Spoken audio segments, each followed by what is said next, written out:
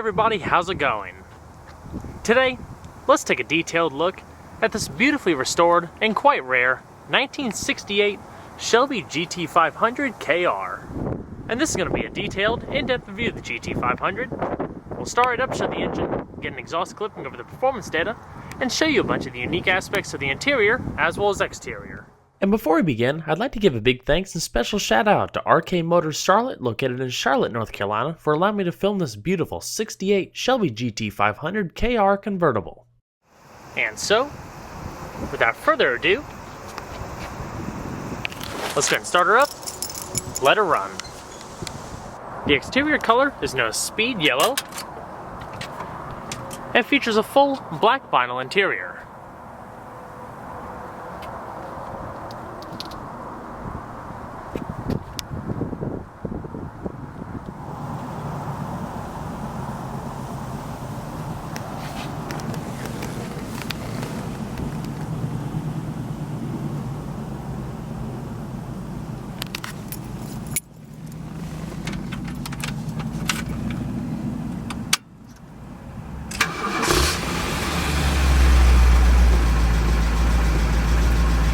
Beautiful sound.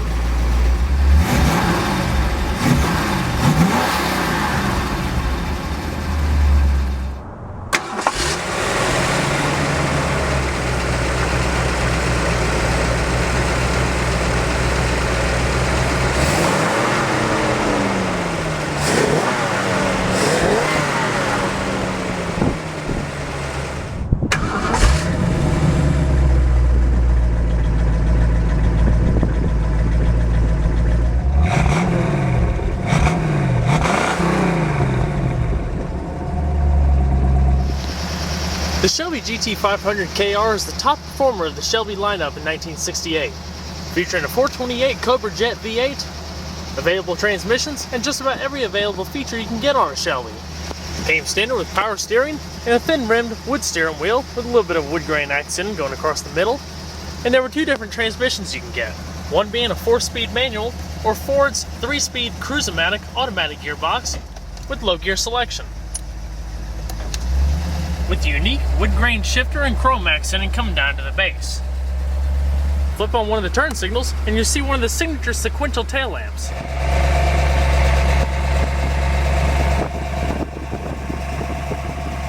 And so we're going to flip on the headlamps, fog lamps, as well as the hazards. Naturally, all the windows are manual. And we'll go and check out the exterior, shall we?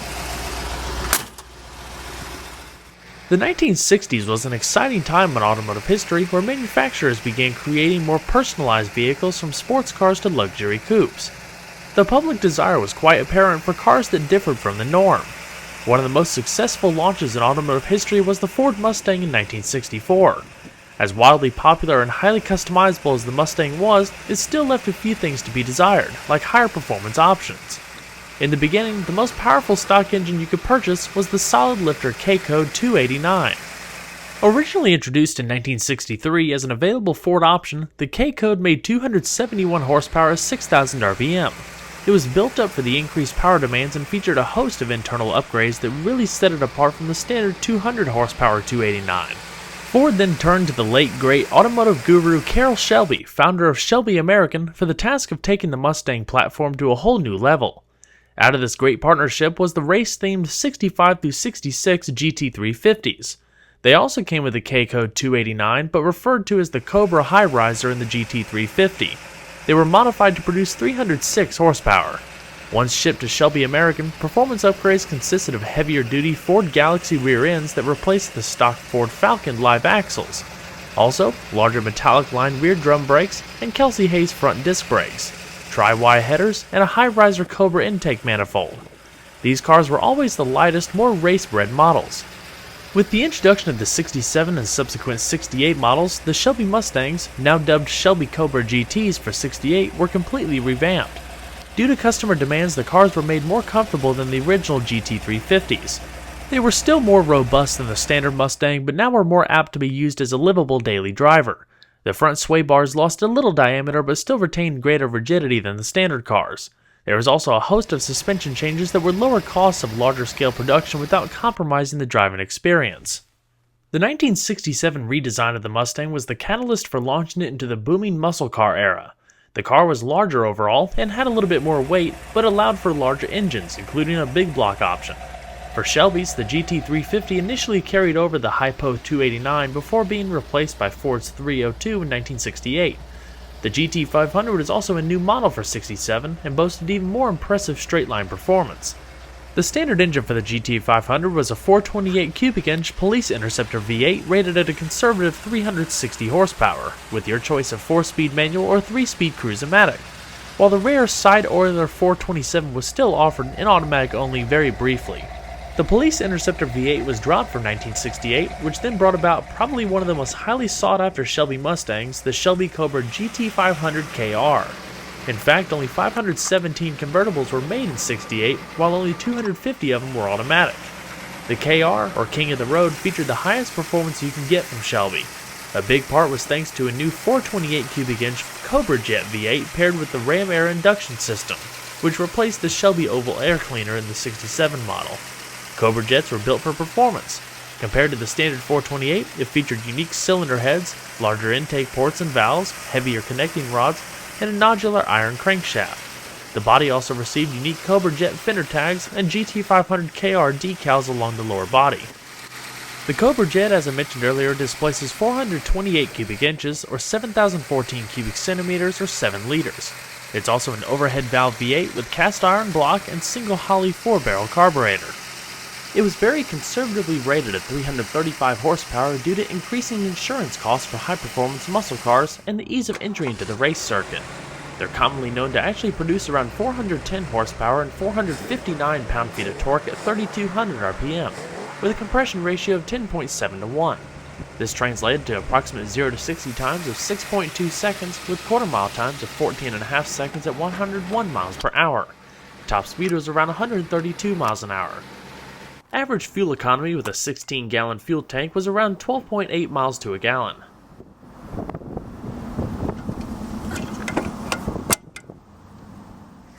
Now, the bodies were almost entirely unique to Shelby aside from the side panels, which differed mainly with graphics and scoops. Fastbacks had integral C-pillar vents that drew air into the cabin, while convertibles and fastbacks had lower side vents that were mainly for show but could actually cool the brakes if desired. Shelby's featured a fiberglass front end including the hood, with the Ram Air induction system with Cobra Jet cars that gave Shelby's a more commanding presence down the road. '67 and '68 Mustangs already featured more aggressive, assertive body styling than earlier models, but the 3-inch longer hood and recessed grille of the Shelby really helped it stand out. '68 cars didn't change much aside from the hood being elongated a bit further and relocation of the now wider Ram Air scoops more towards the nose. Also, the new convertible model debuted alongside the fastback, and cooling was further facilitated for the engine for '68 via functional hood heat extractors. The center-mounted driving lights in '67 were later spread back apart due to various state regulations.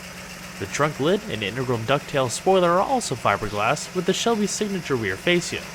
67s featured Mercury Cougar horizontal lamps, while the '68s were from the Thunderbird and featured a bit more bright work and sequential turn signals.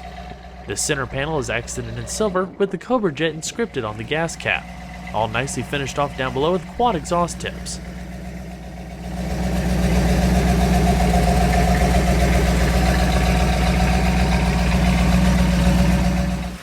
The GT500 featured a unique set of 15 by 7 inch 10-spoke aluminum alloy wheels wrapped in Goodyear Speedway E70-15 bias ply tires. Brakes consist of 11.3-inch disc brakes in front and 10-inch drums in the rear that are said to bring the GT500 to a stop from 60 miles an hour at approximately 161 feet. Steering is a recirculating ball and nut setup, and as far as the suspension, the front consisted of tube shocks with wishbones and coil springs with independent ball joints, upper A control arm, and single lower control arm, while the rear was a traditional semi-elliptic leaf spring setup with live axle and tube shocks. Overall length is 183.6 inches with a width of 70.9 inches and a height of 51.8 inches. Total curb weight, depending on how equipped, was around 3,570 pounds. The '68 GT500 came standard with the Mustang Deluxe interior, making it quite luxurious for the time. Padded materials across the doors, comfortable bucket seats, and a dash pad help bring softness in a sea of metal. Fastbacks featured an integral roll cage with high-mounted racing harnesses, while convertibles were fitted with a padded roll bar with seat belts mounted into the pillar behind the seats. As you come across the door panels, you see everything's wrapped in soft padded vinyl with courtesy lamps down below, plenty of polished aluminum brightwork, a little bit of wood grain trim, and hideaway door handles so it won't intrude upon your knees.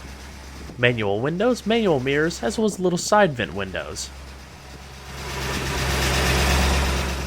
The seats are padded vinyl buckets with metal stud accents towards the top, and of course they're manually adjusting. Factory AC was also an option that this GT500 is equipped with. In fact, it's only one of 7 KR convertibles for 68 that actually came with the AC option. The controls are located to the left-hand side of the dash, and you'll notice as you come across the dash, the luxurious theme is continued with plenty of wood grain accent and a polished chrome brightwork. Also finished off as a tilt-away steering wheel for ease of entry and exit. So let's go ahead and see how she sounds.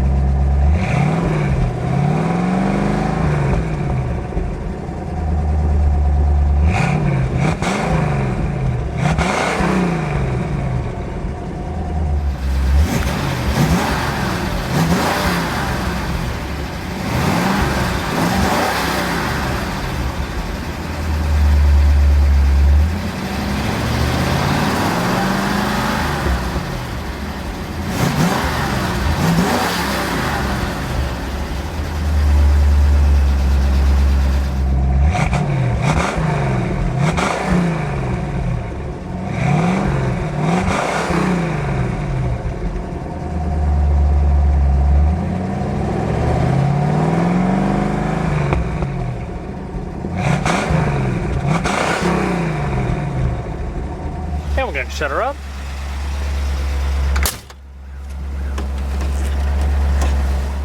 The vehicle originally came with an AM radio. Currently unplugged at the moment, but it's pretty simple. Power and volume off to the left, tune off to the right, as well as your different preset stations. And if you want to set them, just pull out the little knobs, find the station that you want, and push all the way back in. And that's how you store it. It's just a beautiful design.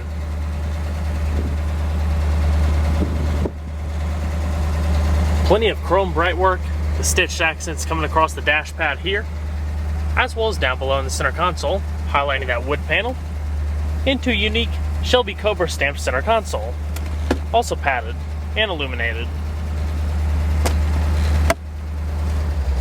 Your oil pressure and voltometer off to the right, and if you look closely in the center console, if the seat belts aren't being used, you can actually store them on those little hooks right there to keep them out of the way.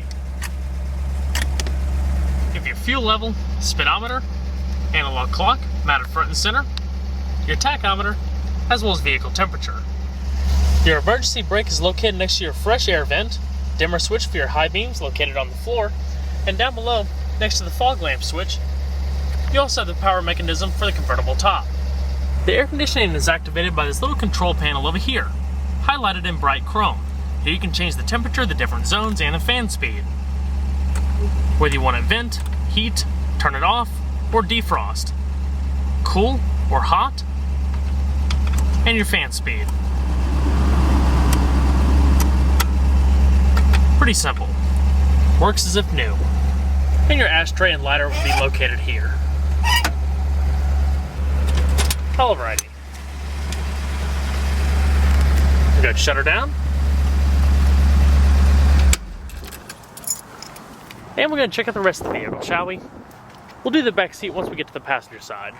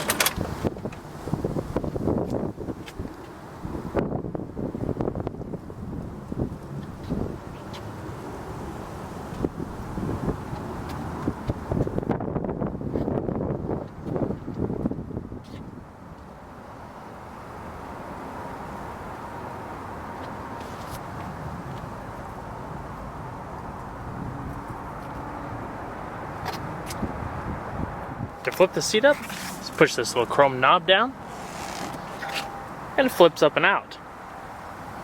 Then getting into the rear is a cinch.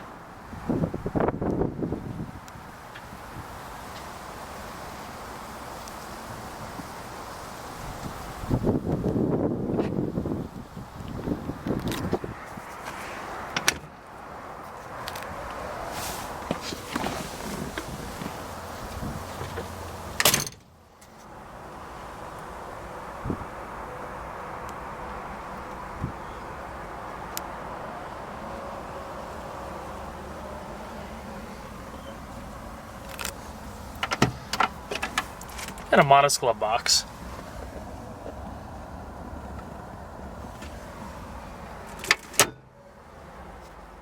The Shelby Cobras were some of the most unique Mustangs to come out of the late 1960s. With signature style and performance, they're easy to spot if you ever get the rare occasion. A highly desirable collector that's an absolute treat to be able to experience for yourself.